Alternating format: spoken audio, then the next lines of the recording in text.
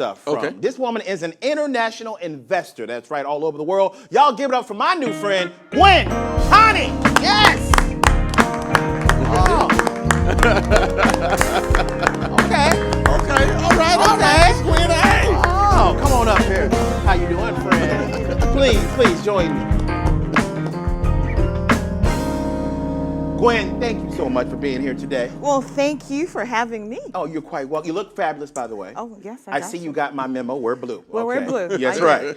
Now, first thing I got to ask you, Gwen, what exactly is an international investor? What does that mean? It's someone who's psycho, a little bit. Okay. All right. Oh, so you mean a woman? Okay, I'm joking, honey. I'm joking. That was tight, Mike. Okay. Oh, wow.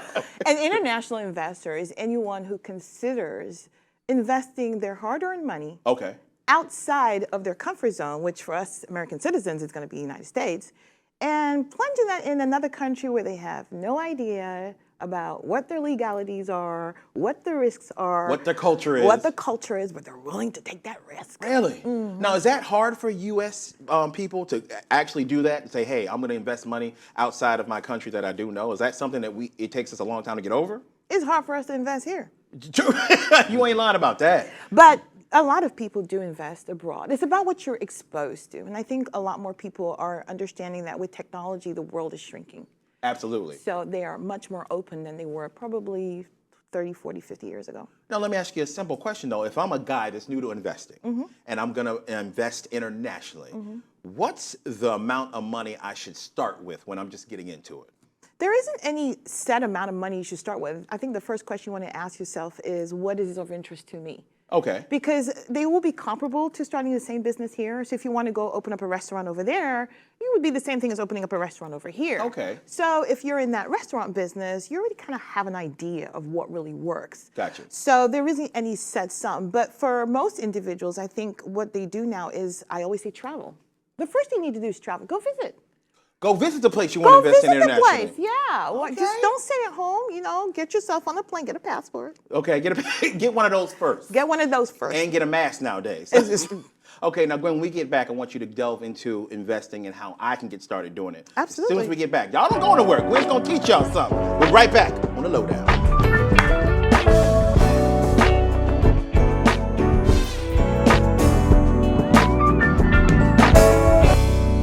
All right, welcome back, everybody. This is still The Lowdown. I'm with my guest, who is an international investor, Gwen Tanyi. Now, Gwen, it's good to have you here at Afrotainment because I hear that you actually come from Cameroon, Africa. That's right. A few people in here who pay my check are from there. Oh, so how long did you live in Africa before moving here?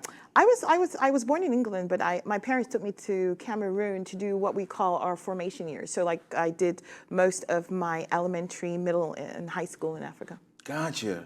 Now, how different is it for you doing business in Africa than it is doing in the U.S.? Oh, night and day. Is it really night and day? Obviously, the cultures are different, Okay. the expectations are different, and there's a lot more fluid cash and a lot more lobbying than you would want in Africa than here. Gotcha.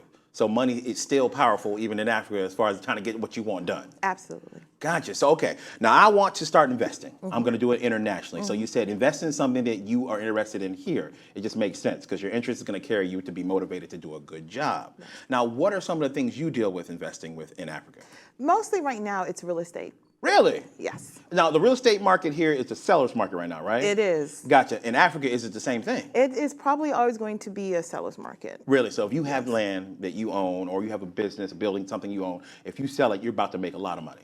You could if you sold it to the right people. Okay. And the right people come in and do the right kind of investments. Gotcha. There are a lot of different structures in Africa that have not been really outlined. So it makes investing in certain real estate concepts a little bit more non-lucrative. Okay. So you have to be really careful where you're going, what cities you're going in, and what the infrastructure is already, and what your concept is of what you're trying to do. Keep in mind, services is a new thing. So a lot of people are constructing all these real estate entities that allows us to offer services, restaurant services, greater hospitals, things of that nature. So for a guy like me who's never invested overseas before, what would be something that's popping right now as far as real estate? What type of business to open? What's popping right now? Right now, it's land for agriculture. Really? Mm-hmm. Okay, what kind of agriculture though? Any kind of food items, a lot of food items in Europe are very expensive. So now there is an influx of purchasing land and growing cocoa and cassava, all of the rudimentary products that is needed by the Western world and not by, like, in Europe. For instance, I'll give you an example. If you were to buy, you know what papaya, right? I do know. Girl, look at me. I know what all kind of food is. Okay. A papaya in Europe, especially in France, might cost you, run you anywhere from $8 to $10. For a papaya? I know. Bro, those are, what do you call that price? That's Whole Foods prices. Whole Foods, yeah. Like $10 for just a papaya. Right. Because it's not easily available over there. That's right. Or in the United States, it might run you between $3 and $5. Absolutely. And Cameroon, West Africa, it run you less than a quarter, maybe even a nickel. Really? Yeah. So there's a lot of potential for you to get a lot of good real estate land and invest in it. And that's why I would do it, because I'm growing it. It costs me about a quarter to grow it. Then I go over here and sell it for $10. Well, you won't sell it for 10, but you'd sell it for. Well, I would sell it for 12 because that's how I get down. Okay. I don't know about y'all, but I need to pay this rent. Okay. Yeah, same thing in Africa. And also you have to be not only patient, but also open to failure in more ways than one, because Okay, explain that. Well, because information is not readily available. We're doing a better job now than before. I mean, a lot of countries, Rwanda, Ghana, they have a lot of their information online. Okay. But still, information is prime. It's key. You got to find it. And when you find it, it's going to cost you money. Information is money. So, and it could be the wrong information, but you already pay for it. Gotcha. So, you got to just live with that. Live with that. And just know that that is a footstep to the next level and not just quit. So you're not supposed to get worried when you invest. You got to be like, okay, this is a commitment I'm going to make, and I got to understand that it can go up, it can go down at any moment, but the long haul is what I'm looking at. It's the long game, correct? It is, and you need a good partner too. I mean, I would not recommend anyone go to Africa under any circumstances without knowing someone or having someone on the ground. That's why I'm going with you. I ain't taking you no more. You ain't taking, okay, all right. All right. I would love to go with you. Absolutely. Because I think that we as African Americans and as Africans have so much to offer. This is a continent that is up and coming. And the youth there are crying really for help.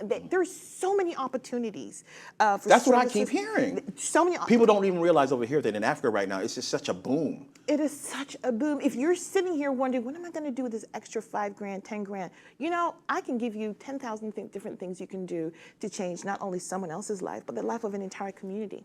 Okay, I love the way I love the way you put that. So you can change lives and help yourself financially as well. Absolutely. Now, if I was to start investing, where do I go first? Like, if I was going to get in touch with you, you're one of the people that I could get in touch with. So when I get in touch with you, what's the first thing you're going to tell me when I'm like, I'm ready to invest? I'm going to say the first thing is, are you ready to buy a ticket? We got to go.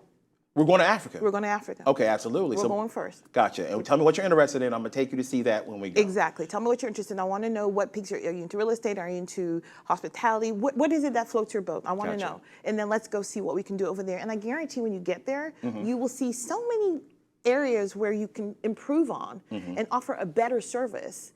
And of course, make more money. Gotcha. And likewise, helping all of your employees to change their lives because you're going to be giving them a really good income as well. So the very first thing I'd be like, we got to go. We got to go to Africa. Let's look at your schedule. There you go. I like it. Now, when you do these things, these investments, it's a way for people to work towards their retirement, correct? Correct. These investments are long investments that they can leave to their children. They can leave to, their grandkids and people like that. It's generational wealth you're trying to build. It is. Some of them don't have to be that long. Some of them are actually almost instant. I know of a few people who are out there and within 5 years they've broken even and now they're on a But that's trajectory. quick. You shouldn't expect that. You shouldn't expect that. You Gotcha. should expect, I always say 10 to 12, 15 years is kind of a good expectation. But the lives you change along the way makes it so much more rewarding, and you don't even notice that time is going by because you're rewarded on a daily basis. Nice. Just by teaching someone how to Google. Wow. So they're in need of 12-year-old girls over there. The game of Google. Okay, I'm gonna let that. Okay, I'm gonna let that one go. So please, I want people to do this. I'm gonna start doing this. We're gonna talk more for me because Yes. James needs some. I got 4 kids, sweetie, and I need some I got kind of 4 too. retirement. I got you. I feel you, brother. So I feel how can you. people get in touch with you, Gwen, so you can get them on the right path to investing? Well, thank you. The first thing, I'm on all social media channels. Okay. My website is secpayinvestments.com. Okay. And we showcase furnished rentals in Africa. Okay. So that if you're going to take a trip, let's get a really good rental where you're secure, got good security and all that, and Okay. make sure that have a place that you're accustomed to, because we have that over there. And make sure you have a backup generator and a backup water supply. Okay. Just on the off chance this is Africa and electricity just cut off. Okay. I didn't know that. All right. Yeah. We could be here and the lights would just go dim. And everybody's cool. Like, yeah, it's okay. it's okay. I have a candle. That's right. But we have backup generators, and they're doing a really good thing of putting electricity on and creating these different grids. But if you want to get me on my social media channels, it's GTani14. Gotcha. I'm on Instagram and of course on Facebook Okay. and TikTok. Gotcha. Your kids are terrified. They're going to. But our Sector Investments handles also on all the regular mediums, and we're just happy to be out there. Gwen, thank you so much for being with us today. Well, thank you for I having appreciate me. you. You're so cool. You're so, girl, thank you. Talk to him. Okay. It's been a pleasure talking with you today. you. On behalf of myself, James Yon, my wonderful guest, Gwen Tanyi, my main man, Tight Mike Randolph, and the baddest band for the culture. Thank y'all for tuning in. We'll see you tomorrow. Great.